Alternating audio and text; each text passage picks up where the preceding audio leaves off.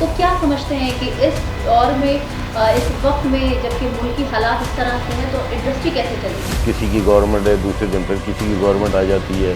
کسی بھی ملک کی کنسٹرکشن انڈسٹری سے اس ملک کی اکنامی کو بوسٹ ملتا ہے. اور ہمارے ساتھ 70-72 الائڈ انڈسٹری چلتی ہے جس سے ان کا بھی پہیہ گھومتا ہے. خسارہ زیادہ ہو گیا ملک کا اور IMF قرضے پرووائڈ نہیں کر رہی ہے، تو آپ کیا لگتا ہے کہ سب سے بڑا جو مسئلہ ہے وہ سیاسی صورتحال ہے؟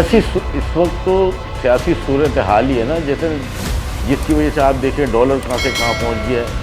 ملک کی اکنامی آپ دیکھیں بالکل ختم ہوتی جا رہی ہے. دوسرے شہروں میں پاکستان کے کام کرنا آسان ہو گیا ہے، یہاں سے لوگ شفٹ بھی ہو رہے ہیں. تو ہمارا ممبر کیوں چاہے گا کہ کسی اور کنٹری میں جا کے کام کرے؟ اسلام کے نام پہ ہی پاکستان بنایا تو اللہ اس کی مدد کرے گا انشاءاللہ تعالی. السلام علیکم، میں ہوں فاطمہ اختر.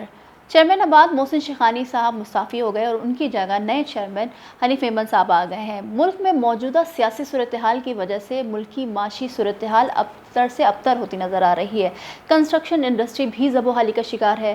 آج اپنے پروگرام میں اس تمام تر صورتحال پر بات کرنے کے لیے بہت شکریہ حنیف ایمن صاحب آپ کے وقت کا.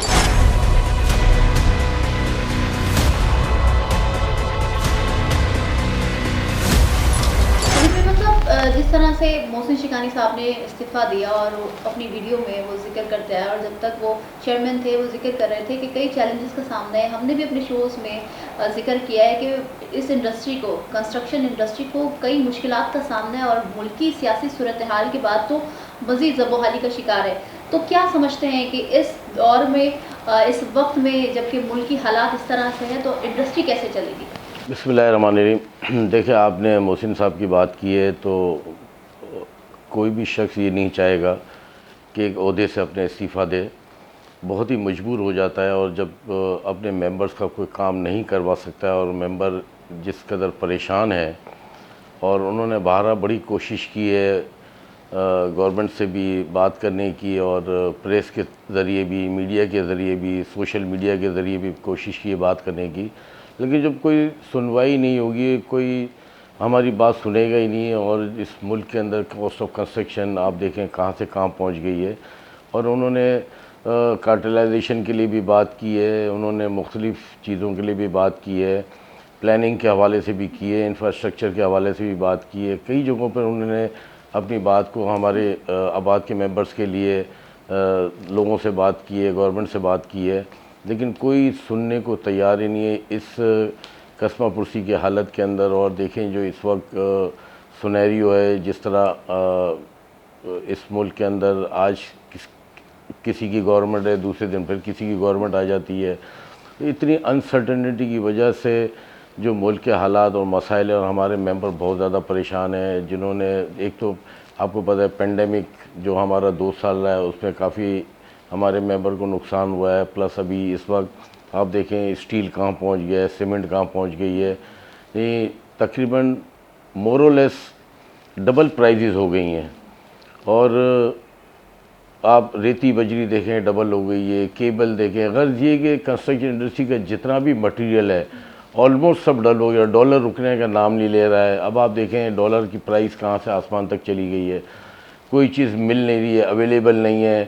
اور اتنی زب و حالی کا شکار ہوگی یہ کنسٹرکشن انڈسٹری کہ ہم آپ کو بیان ہی نہیں کر سکتے. بلکہ سم ہاؤ اگر آپ دیکھیں تو ہمیں صرف یہ ڈر ہے کہ ہمارے جتنے بھی ممبر ہیں جنہوں نے اپنے یونٹس، اپنے پروجیکٹس لانچ کیے تھے، جو آج میں سمجھتا ہوں کہ وہ اس کو فلفل کرنے میں قاصر ہے. اس کی ریزن یہی ہے کہ جس پرائز میں انہوں نے مال بیچا ہوا ہے آج اس کو کاسٹ آف کنسٹرکشن جو ہے وہ الٹیمیٹلی اس وقت 42 سے 43% انہانس ہو چکی ہے.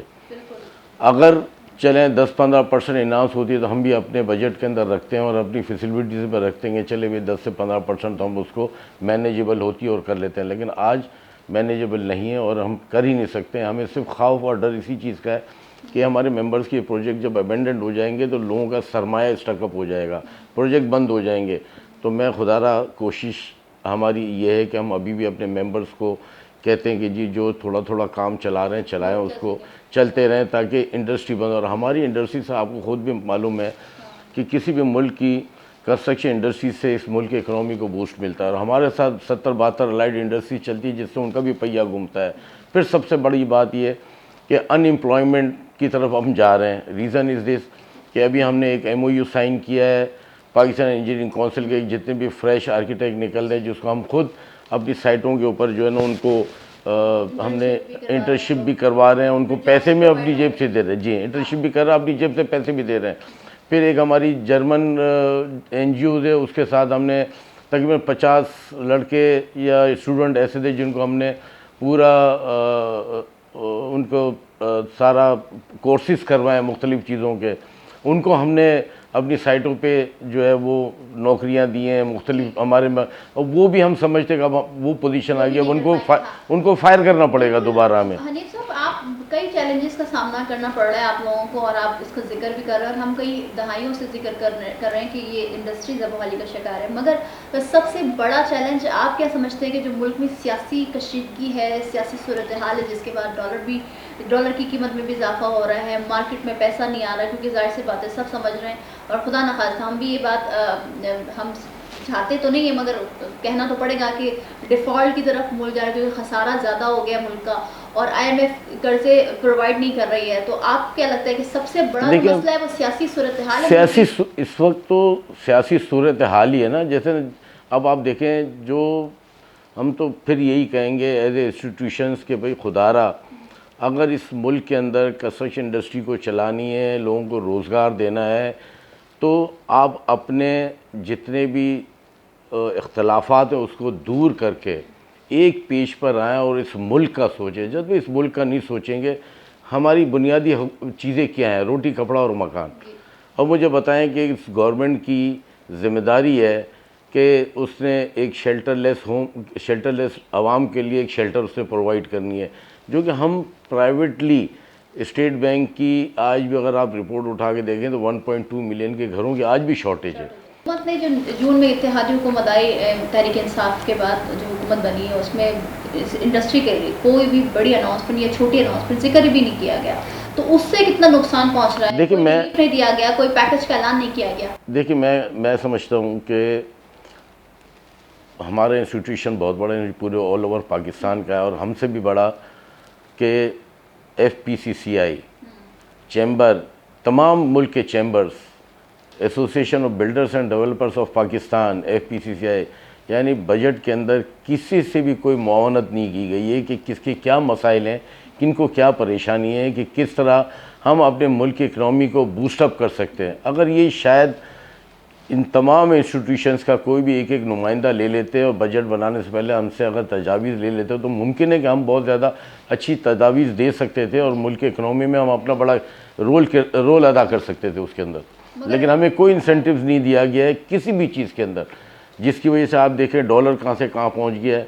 ملک کی اکنامی آپ دیکھیں بالکل ختم ہوتی جا رہی ہے, ہمارا خسارہ بڑھتا چلا جا رہا ہے. ایز اے چیئرمین, کیونکہ ہم پہلے بھی پروگرامز کرتے ہوئے آئے, کارٹلائزیشن کی بات کرتے آئے, صنعتی مٹیریل جو ہوتا ہے اس کی قیمتوں میں اضافہ اس کی بات کرتے ہیں, مگر ایز اے چیئرمین آپ کیا سمجھتے ہیں کہ کیونکہ گزشتہ مہینوں گزشتہ دنوں ہم نے یہ دیکھا کہ کراچی کے جو بلڈنگ پلانز ہوتے ہیں, جو SBC اپنا کردار نہیں نبھاتی ہے, مگر ایز کمپیئر کراچی دوسرے شہروں میں پاکستان کے کام کرنا آسان ہو گیا ہے, یہاں سے لوگ شفٹ بھی ہو رہے ہیں. تو آپ کو کیا لگتا ہے کہ جو کراچی کے بلڈرز ہیں ان کو کس طرح سے آپ مطمئن کر سکتے ہیں کہ آپ یہاں رکیں اور یہاں سے کام کریں, تاکہ کراچی میں جو گھر بنانے کی ضرورت ہے, کیونکہ ظاہر سی بات ہے ہمارے پاس انفراسٹرکچر نہیں ہے, لوگ محروم ہو رہے ہیں اپنے حقوق سے, کیونکہ ان کے پاس روڈ نہیں ہے, پانی نہیں ہے, بجلی نہیں ہے, جگہ جگہ کچرا بن گیا ہے, پورا شہر کچرے کا انبار بن گیا. تو آپ کیا سمجھتے ہیں بلڈرز کو کس طرح سے اعتماد میں لانے کے لیے کہ وہ کراچی میں ہی کام کریں, کیا کرنے کی ضرورت ہے؟ دیکھیں سب سے بڑی بات تو یہ ہے کہ بلڈر کیا چاہتا ہے. بلڈر یہی چاہتا ہے کہ اس کو سہولیات دی جائیں. جب حکومت وقت کا بلڈر ایک پرائیویٹ سیکٹر میں اتنا بڑا کام کر رہا ہے تو حکومت کو چاہیے کہ وہ بلڈر کو انسینٹیوز دے. جب انسینٹیوز دے گا, اور دیکھیں ہمارے پاس اس وقت 2600 ممبر ہیں آباد کے آل اوور دی پاکستان, اور 1400 ممبر اس وقت 1400 سے 1500 ممبرز ہمارے اس وقت ایکٹیو ہیں جو کام کر رہے ہیں اس وقت. اور اس میں سے بھی میں سمجھتا ہوں کہ کراچی کے اندر تقریباً اگر 1400 یا 1500 ممبر ہم جو ایکٹیو ہیں اس میں سے لے تو تقریباً 65 to 70% جو ہے وہ کراچی کا بلڈر جو اس وقت کام کر رہا ہے. اور جب یہ کام یہاں پہ کر رہا ہے اور حکومت وقت کا ساتھ دے رہا ہے تو ہم سمجھتے ہیں کہ ہمیں کئی چیلنجز کا ہمیں सरफेस करنا पड़ता है, हमें फेस करने पड़ते हैं। लेकिन उसके लिए कि हमें अगर इंसेंटिव दे, सिंध हुकूमत भी हमें इंसेंटिव दे, वफाक भी हमें इंसेंटिव दे, तो हमारा मेंबर क्यों चाहेगा कि किसी और कंट्री में जाके काम करे? उसकी अपनी मदरलैंड है, यहाँ पर काम कर सकता है वो। और हमने सुना भी कि कई लोग दिल बर्दाश्त होके फिर वापस मुल्क छोड़ने की बातें कर रहे हैं और आगे जाने की बातें कर रहे हैं। अगर आप सहूलियात नहीं देंगे, सहूलियात का फुकदान होगा, तो ऑब्वियसली आदमी को कोई ना कोई सेक्टर चाहिए यहाँ से निकलने के लिए। कोई ना कोई सेक्टर वो ज़रूर तलाश करेगा, रोज़ी तो उसने कमानी है, कहीं भी जाकर कमाएगा। हनीफ अहमद साहब, जिक्र आप शुरू में कर रहे थे कि जो प्रोजेक्ट्स ऑन गोइंग है वो उस पर काम करना मुश्किल हो गया है। वजह है कि सीमेंट, सरिया, टाइल्स और दीगर जो सनती मटीरियल है उनकी कीमतों में बहुत शुबा इजाफा हो रहा है, और एक एक दिन के बाद, गैप के बाद। मैं वही आपको अभी मैंने बताया कि मैंने अभी हमारे कई मेंबर्स ऐसे हैं जो काम कर रहे हैं, उनसे भी हमें ये इत्तला मिली है। बल्कि कंटिन्यू करेंगे बिल्डर्स? कैसे, मैं वही आपको बता रहा हूँ कि जहाँ जहाँ काम कर रहे हैं, यानी मैं नहीं समझता हूँ कि मैं भी बहुत सीनियर मेंबर हूँ और मुझे भी 40 साल हो गए काम करते हुए। हमारे मेंबर्स हमें शिकायत भी कर रहे हैं कि हम जब पोरिंग कर रहे हैं तो एक ही दिन के अंदर, यानी 3 दिन का हमारी अगर पोरिंग चल रही है, भराई हो रही है, उसके अंदर मुख्तलिफ 3 दिन में सीमेंट और स्टील के रेट जो है ना वो तकरीबन 16-15% एक ही दिन में बढ़ रहे हैं। तो हमने तो सारी ज़िंदगी में कभी ऐसा नहीं देखा। ठीक है, हम क्वेश्चन और थोड़ा सा प्रोविज़न ज़रूर रखते हैं कि 3 बजट या 4 बजट हम अपनी फैसिलिटी में रखते थे, लेकिन आज तो एवरीडे पेट्रोल बढ़ता है, हर चीज़ बढ़ जाती है, डॉलर बढ़ता है, हर चीज़ बढ़ जाती है, तो हम उसको कंट्रोल कर नहीं पा रहे हैं। और फिर जिन लोगों ने already project under the construction है, उन्होंने काम स्लो कर दिया है, काम बंद करने की नौबत पर आ गए हैं। बिल्कुल बेहतरी की तरफ नहीं जा रहे हैं। और आप जिस तरह से हम जिक्र भी कर रहे हैं कि मुल्क के तो हालात ख़राब है, मगर दुनिया के माशी हालात ख़राब हो रहे हैं। श्रीलंका, एशिया में ऑलरेडी हमें ये पता चल गया है, IMF कहता है कि एशिया बहुत ज़्यादा फोकस हो रहा है जिसमें माशी हालात जो है मुल्कों के वो ख़राब हो रहे हैं। आपको क्या लगता है कि जब खुदा न खास्ता अगर दुनिया के माशी हालात इसी तरह से ख़राब होते गए तो पाकिस्तान स्पेशली उसमें असर बहुत होगा, क्योंकि ऑलरेडी हम इस नहज पे खड़े हैं कि हमारा मुल्क डिफ़ॉल्ट होने जा रहा है? खुदा न खास्ता इंशाल्लाह अल्लाह करेगा तो नहीं होगा, मेरे रब ने चाहता हो। पाकिस्तान जिस मकसद के लिए हमारे बुज़ुर्गों ने बनाया था और इस्लाम के नाम पे ही पाकिस्तान बनाया, तो अल्लाह उसकी मदद करेगा इंशाल्लाह ताला। दुख और तकलीफ़ तो एक घर में भी आती है, तो फिर इतना बड़ा पाकिस्तान है ये, तो अल्लाह ताला बेहतरी करेगा और अल्लाह ना करेगी किसी डिफ़ॉल्ट की तरफ जाए। इंशाल्लाह अल्लाह, कुछ थोड़ी सी तकालीफ ज़रूर है लेकिन अल्लाह बेहतरी कर देगा। लेकिन ये कि हुकूमत वक्त को सोचना चाहिए कि डॉलर बहुत ज़्यादा ऊपर चला गया, गरीब आदमी की उससे बिल्कुल बाहर निकल गया है, और दूसरा काबू पाने की ज़रूरत है उसके ऊपर, कुछ पॉलिसीज़ लाने की। जी हाँ। मगर हनीफ साहब, ये बात मैं फिर कहूँगी कि हम ये मुसलसल बात करते हुए आ रहे हैं, कराची में जो लोग हैं, कब्ज़ा माफिया का सामना है बिल्डर्स को, और जो जिनके घर होते हैं, जिनकी ज़मीन होती है, और स्पेशली बिल्डर माफिया के, उसके लिए आबाद तो उसने हमने बहुत कोशिश की है अल्हम्दुलिल्लाह। डे टू डे हमारा एक अपना पूरा आबाद के अंदर एक कन्वीनियरशिप है जो law and order encroachment cell है। बल्कि कल परसों भी सुरजानी के अंदर कहीं कब्ज़ा होने जा रहा था, अल्हम्दुलिल्लाह आबाद ने इंटरसेप्ट करके उस कब्ज़े को खाली भी करवाया और कब्ज़ा होने भी नहीं दिया। ये चीज़ें आती रहती हैं, जाती रहती हैं, लेकिन हम उसको भी फोकस कर रहे हैं और कोशिश करते हैं कि हमारे मेंबर की चीज़ों को हम महफूज हाथों में रखें उसको। सिंध हुकूमत का और इस सिंध हुकूमत के इदारों का, सिंध के इदारों का कितना किरदार है बिल्डर्स को, कराची के बिल्डर्स को सपोर्ट करने का, ताकि इन तमाम तर मामला से निकल पड़ें जो कब्ज़ा माफिया है? फिर आप लोगों का हमेशा से एक इशू रहा है कि आप लोगों की जो बिल्डिंग प्लान्स होती हैं, जो मंजूरी होती है, जो प्रोसेस होता है एक बिल्डिंग बनाने के लिए, उसमें सुसरवी का शिकार रहती है। नहीं, अब नहीं अल्हम्दुलिल्लाह, अब वो तमाम चीज़ें अल्हम्दुलिल्लाह काफ़ी हद तक ख़त्म हो चुकी हैं। वन विंडो ऑपरेशंस भी ऑपरेशनल हो गया है।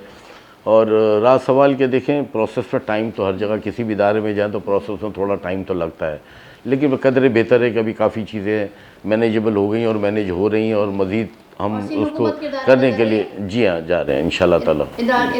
किरदार अदा कर रही है, बिल्कुल कर रही है। और हम कोशिश डे टू डे, हमारी मिनिस्टर साहब से भी बात हो रही है, बल्कि आज हमने एक लेटर भी लिखा है CM को भी कि मज़ीद इसको बेहतर किया जाए।